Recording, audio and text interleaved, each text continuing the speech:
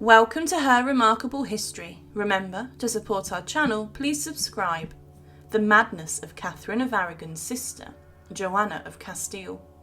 One of the most tragic wives of King Henry VIII was his first wife, Catherine of Aragon, who, despite being married to the infamous Tudor Monarch for the longest, was shunned and dumped out of her house and marriage with shocking brutality. She was banned from seeing her daughter, the future Mary I, all because the king was obsessed with Anne Boleyn and his quest to divorce and annul his marriage with Catherine. The Tudor monarch treated Catherine awfully, and she died practically under house arrest, living out her final years in complete misery and solitude. But she had a sister, who became the nominal Queen of Castile and Queen of Aragon, and who, despite being incredibly powerful in Spain, became known in history as Joanna the Mad. But what is the story behind the madness of Catherine of Aragon's sister? Joanna was born inside Toledo in Castile, and was the third child and second daughter of Isabella of Castile and Ferdinand of Aragon. She was known to have had strawberry blonde hair, brown eyes and fair skin, and she had a number of siblings, including Isabella, the future Queen of Portugal, Maria, and also Catherine of Aragon, who later became the Queen of England.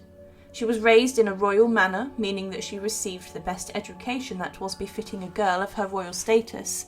It was hoped that later she would marry a man who would secure an alliance between her family and another European dynasty, and she was raised in this way. She was not expected to have become an heiress to the throne of Castile or Aragon, but she later did inherit both through deaths of others. Her education consisted of a wide range of topics, including history, languages and writing, and she read well. She benefited from the stewardship of many of Spain's greatest writers and teachers at the time, and she also received lessons in court etiquette, dancing and horse riding, as well as sewing and music. She did rebel against her mother and her mother's strict Catholicism as a young girl, and showed signs of rebellious debate. Her mother had established the brutal Spanish Inquisition, the regime that executed and tortured violently many people who were suspected of being heretics and those who questioned religion. Joanna was terrified of her mother because of this. It's believed, though, that Joanna was tortured and subjected to punishment for her religious skepticism, and was forced to undergo the rope. This was where someone was suspended by a rope with weights attached to the feet, which could cause immense pain and also death. The Queen said that she would not allow her country to be polluted with heretics, and the defiance of her child in the fact of her mother and the Catholic monarchs would not be tolerated. But when Joanna was 16, she was betrothed to the 18-year-old Philip of Flanders, also known as Philip the Handsome. His parents were the Holy Roman Emperor and the Duchess of Burgundy, and a marriage brought together the Habsburgs and the Trastamarass royal families. She travelled to Flanders, and then the formal marriage took place on the 20th of October 1496 near to Brussels, and throughout her marriage she gave birth to 6 children, and all of these went on to be emperors or queens. However, her brother John and his daughter both died, along with Joanna's older sister and Isabella's son, Miguel, made Joanna the heiress to the Spanish kingdoms. She had never intended to have been the heiress to these, but through the deaths of her older siblings and their heirs, she secured this. She was recognised as the heiress to the Castilian throne in 1502, and her husband Philip was the consort.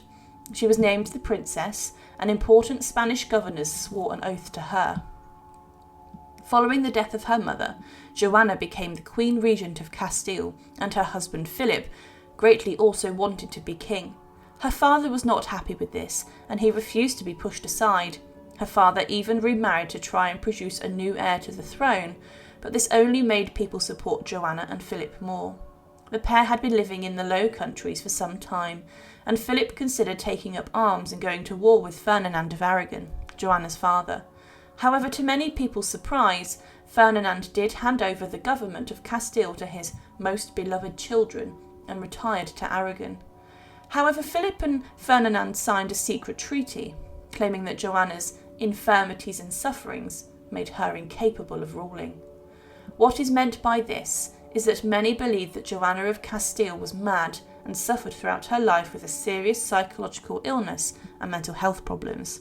As a young woman and child, it was said that she was highly intelligent, and historians have debated whether she was actually mad or not. She may have been portrayed as mad by her husband Philip and by her father, so that they could get her declared incompetent and unfit to rule as queen, wishing to take power themselves. She was certainly a woman who suffered throughout her life, and many of her siblings, whom she was close with, died suddenly, and she was surrounded by a significant amount of tragedy and misfortune.